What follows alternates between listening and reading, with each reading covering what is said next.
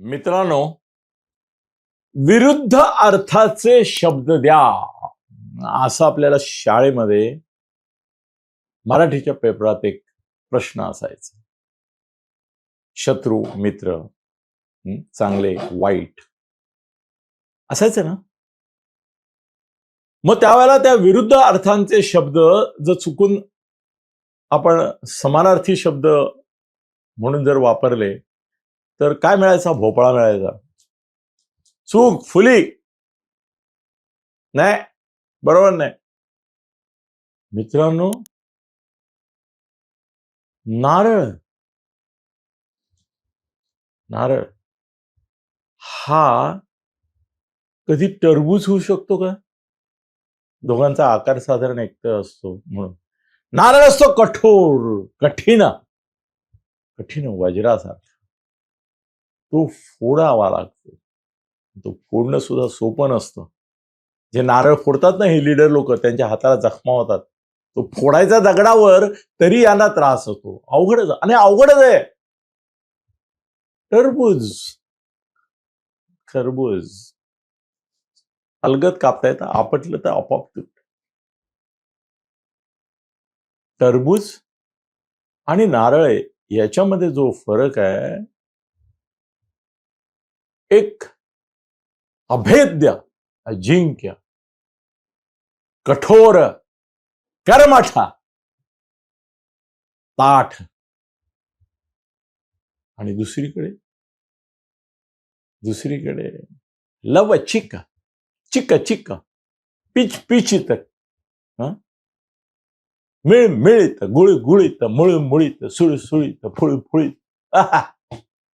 हे विरुद्ध. राज ठाकरे ज्यावेळेला असं म्हणाला, माझा मित्र आहे तो, आय लव्ह ही नोज, मला अधिकार आहे, वय परत्वे पण मला अधिकार आहे, आणि त्याच्या लहानपणापासून मी त्याला पाहिलंय. त्यामुळे मी उगाच सगळ्यांसमोर राजसाहेब वगैरे नाही म्हणू शकत. आणि त्याच्या मित्रांना, त्याच्या सहकार्यांनाही माहिती आहे की अनिलजींचा तो अधिकार आहे. कारण अनिलजींनी जेवढं त्याचा हिताचा विचार केला, प्रेमाने त्याच्या आयुष्यात काही भूमिका वजवली, त्या तर मी राजला राजच म्हणणार, उद्धवला उद्धवच म्हणतो, संजयला संजयच म्हणतो. मी किती मुख्यमंत्री झाल्यानंतर मी त्यांना त्या पदाचा मान म्हणून आवाज म्हणतो, नाही तर अरे तुरेच म्हणतो. तो विषय वेगळा. विषय हा आहे की राज ठाकरे तेव्हाच राज ठाकरे आहेत, तेव्हाच त्यांना स्वतःला राज ठाकरे म्हणून घेण्याचा अधिकार आहे. तेव्हाच लोक त्यांना राज ठाकरे आहे असं म्हणतील, जेव्हा ते वज्रादपी कठोराणी असतील.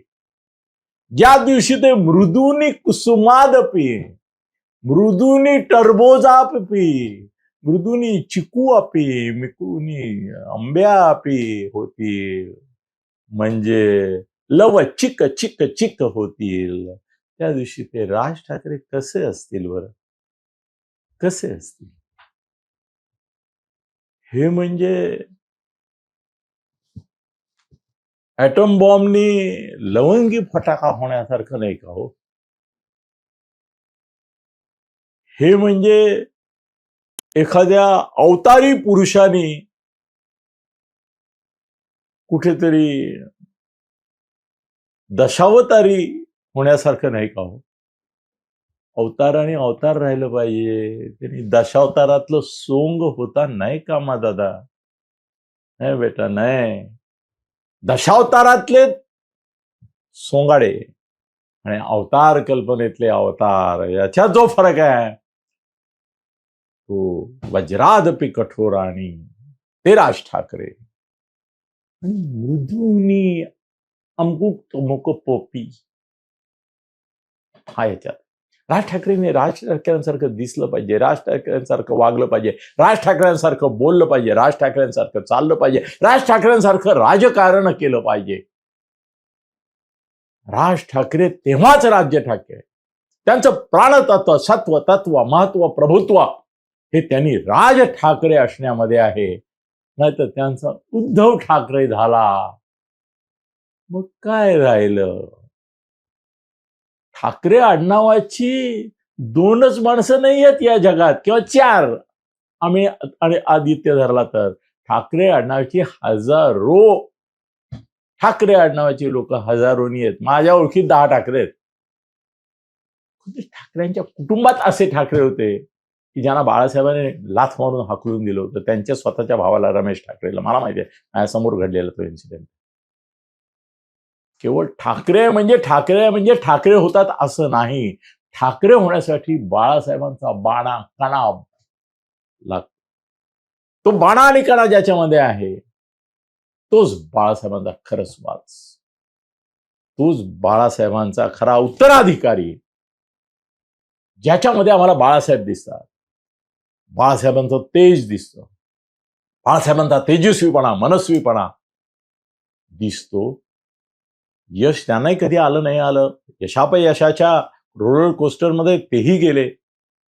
राज तर एकदा सुरुवातीला जो वर गेला, त्यानंतर जे त्याचं रोलर कोस्टर खाली आलं ते वरती नाही गेलं, तरी पण तो ठाकरे, खरा ठाकरे, अस्सल ठाकरे, सच्चा ठाकरे, 100% ठाकरे. कोण? राज. पण तो का? त्याचं कारण ठाकरे म्हटल्यानंतर प्रबोधनकार आणि बाळासाहेब यांचा आत्मा ज्याच्यामध्ये अंश रूपाने संचार करतो, तो ठाकरे, तो राज. लवचिक, ओहो, ओ नो, नाही नाही नाही, नाही. राज ठाकरेंनी हा जो स्वप्न वापरला की काळाच्या ओघात लवचिक व्हावं लागतं, नाही तुम्ही नाही व्हायचं, जगाला होऊ द्या, आम्हाला परवा नाही. त्याचं कारण राज ठाकरे म्हणूनच टिकड्यामध्ये मराठी अस्मिता आहे, मराठी बाणा आहे, मराठी कणा आहे, मराठी स्वाभिमान आहे. ज्या दिवशी ते अशी भाषा करतात की लवचिकता स्वीकारली पाहिजे काळाच्या ओघात, त्या दिवशी मग आम्हाला त्यांच्यामध्ये आणि उद्धव ठाकरेंमध्ये फरक दिसत नाही. त्यांनी अशीच लवचिकता स्वीकारली म्हणून भारतीय जनता पक्षाच्या हिंदुत्वाचा त्याग करून ते काँग्रेस बरोबर गेले, शरद पवारांबरोबर गेले, मुख्यमंत्री झाले. अरे पण मुख्यमंत्री झाले, पण ठाकरे पण गमावले मुख्यमंत्री पद, पण ठाकरे पद गमावले. ठाकरे हे आडनाव नाहीये, ठाकरे हे आडनाव नाहीये, ठाकरे हे प्रतीक आहे. ठाकरे हे प्रतीक आहे.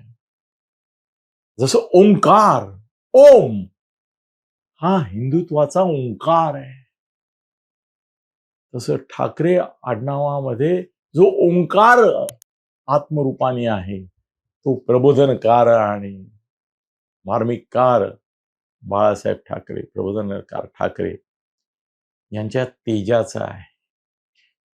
प्रवाहात वाहत जाणारे तर सगळेच आहेत, प्रबोधनकार बाळासाहेब आणि राज ठाकरे आहेत. याचं कारण ते प्रवाहपतित झाले नाही, ते प्रवाहाविरुद्ध देखील पोहले. प्रवाहाविरुद्ध जे पोहले ते ठाकरे तरले. त्यांना ठाकरे आडनाव लावायचा अधिकार राहिला आणि ते ठाकरे ब्रँड पण झाले आणि ठाकरे म्हणून अमरही झाले. राज ठाकरे यांच्या तोंडी लवचिक हा शब्द सुरू होत नाही. ती पराभवाची कबुली तर नाही, ती माघारीचं तर निशाण नाही, हतबलतेचं तर उद्गार नाही, अगतिकतेचं ते प्रकटन नाही. नाही राज, हे करू नका. तुम्ही झुंजार पाहिजे, तुम्ही लढवय्ये पाहिजेत, तुमच्या तलवारीची धार अशीच राहिली पाहिजे. असे ते समारंभात नवऱ्याच्या हातात बिनधारीच्या तलवारी देतात आणि तो असा करून घेतो, असल्या ज्याचा वार करता येत नाही अशी तलवार बिनधारीची नाही तुमच्या हातात. तुम्ही तलवारीसारखं चमकलं पाहिजे, त्या तलवारीला धार पाहिजे. लवचिक हा शब्द तुमच्या तोंडी येताच कामा नये.